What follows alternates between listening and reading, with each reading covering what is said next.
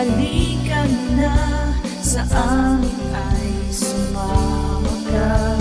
Ngiti at sayang aming amba, tara na't manood kay Linsat Love.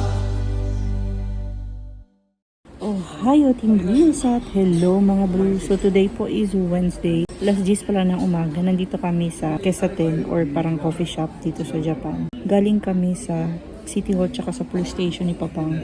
Kasi kumuha ako ng Juminho and ng Inkan Shomisho. Kasi yung sasakyan ko ngayon, fully paid na siya. Tapos yung ownership kasi, gusto ko nang ipatransfer sa pangalan ko kasi nasa pangalan ng kuya ni Papang. So ngayon, pumunta kami sa police station. Ay nako mga bro, parang nagsayang lang ako ng oras kasi yung sasakyan ko pala, yellow plate siya dito sa city namin. Yung mga yellow plate, hindi na kailangan nung parang parking certificate kasi sarili naman din namin yung bahay. So hindi na daw kailangan yung parking certificate, sabi ng police. So parang nasayang yung oras ko ba? Tsaka yung kinuha kong paper din sa City Hall, parang nasayang din kasi ang kailangan ko lang daw parang yung Juminho, parang resident certificate. Kumuha din kasi ako ng Inkan Shomisho. Parang hindi naman ata kailangan yun. Pero sabi ng police, okay na din daw kasi kumuha na ako. Kasi pag hinanap to doon sa parang LTO dito sa Japan, meron ako ipapakita. So okay na lang din daw. At least, nakaprepare na daw ako. So ang kailangan na lang daw is pumunta kami sa LTO kasama yung kuya ni Papang para ma-transfer na yung ownership name nung sasakyan. Medyo na-stress ako. Kasi medyo nakakainis si isang pulis doon. Kasi first, binigyan niya ako ng finifill up na paper. Hindi niya naman in-explain sa akin. Hindi niya din tinignan. Ay, sorry na putol yung usapan natin kasi hinatid na yung pagkain namin. So, yun yung sinasabi ko na medyo nakakainis kasi isang babaeng pulis doon, police woman ba? Hindi niya naman muna tinignan yung paper ko. Yung pinipilapan ko pala na parang parking lot certificate na i-application ko. Hindi na pala kailangan yun kasi sabi ng lolo na pulis, yellow plate daw yung yung sasakyan ko. So, hindi ko na daw kailangan ng parking certificate para sa amin kasi sarili naman namin yung parking lot, hindi naman kami nangungupahan. Nakakainis na sayang ata yung mga 20 minutes ko kaka-fill up ng form. Tapos hindi naman na pala yung kailangan, didiretso na daw pala sa LTO.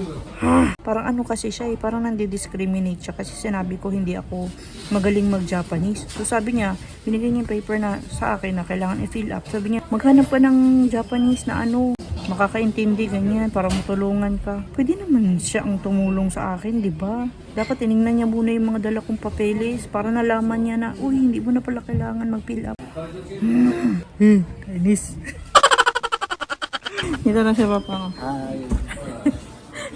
High blood today ng a little bit si Lilia, bro. Ay, naku, kainis.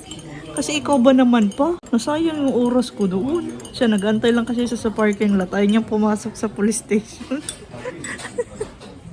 Ba't ayaw mong pumasok sa police station kasi? Mamukhaan ako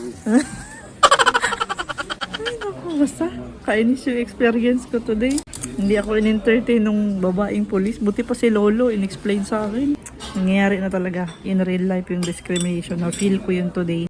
Ayaw niya pong papilapan sa akin doon yung paper kasi gusto niya umuwi ako, magpatulong pa ako sa Japanese. Pero naisip ko kasi, pwede ko naman pilapan doon. Sabi niya, umuwi daw ko, tapos pilapan ko na daw doon pag meron ng Japanese na tutulong sa akin. Sabi ko, kaya kong pilapan. Hironoy. Ibon dedekero. Ay, naka. We are back home. Tayo? Haul tayo. Super quick haul lang nito. So, pumunta kami sa Gyomu Supermarket. Pero unahin natin yung napamili namin sa Aoki Drugstore.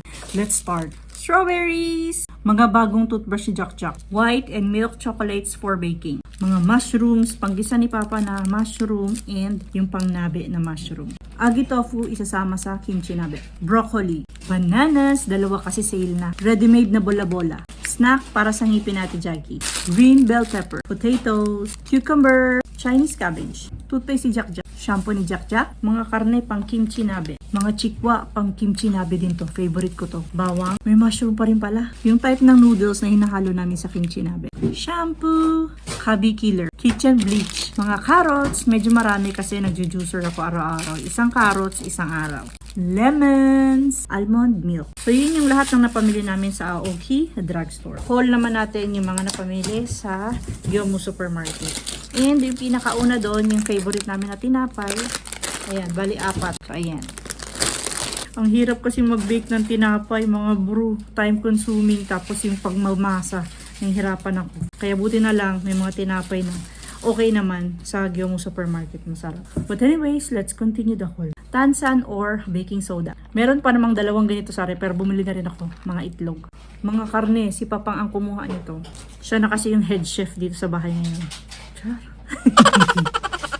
Frozen chicken, ayan, ready to cook. Yung recommended ko na roasted breadcrumbs. Mga all-purpose flour. Ito parang pwede ng pang cake flour ito eh. Sato Imo. Yung juice ni Jack Jack. May 3 ganito na ako, pero bumili pa ako ng isa. Kasi nga, medyo marami-rami nagpapagawa sa akin ng chocolate fudge cake. Talagang na-miss na nila yung chocolate fudge cake ko. So, gagawa ako soon kapag meron akong mataas na energy. Makakagawa ako. One of the superfood, blueberry. Frozen lang yung kinuha ko kasi doon sa Gyomu wala naman silang fresh. Naubusan ako nito, so 2 vanilla essence. And gagawa nga ako ng lemon and honey, so bumili ako nito. Pure honey.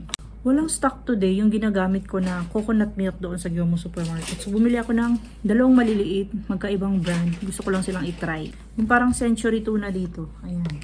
Tapos, kasama namin si Kuya Jake. So, sabi niya gusto niya na daw to. Pang palaman doon sa mga tinapay. And nakita ko to sa Gyomu Supermarket.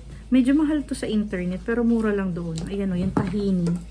Bumili ako kasi baka makagawa ako nung parang, ano ngayon, uso ngayon yun eh.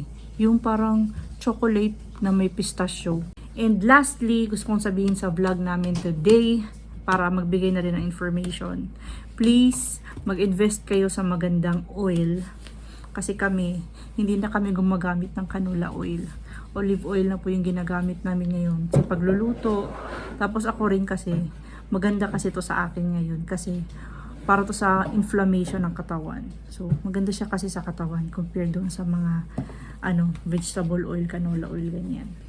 So, yun lahat na napamili natin sa Gyomu Supermarket. And hanggang dito na lang muna for today's vlog. Na-miss kong mag-haul. Na-miss nyo rin ba yung kadaldalan ko sa haul? So, yun lang po. Maraming salamat sa panonood and sa pagtambay today sa channel namin. Please like, comment, and subscribe. And Kuya Jake, whatever you are! A good one, everyone. Bye-bye for now and see you again on our next one. Bye! Sa next vlog po ulit! Bye, Kuya Jake! Bye.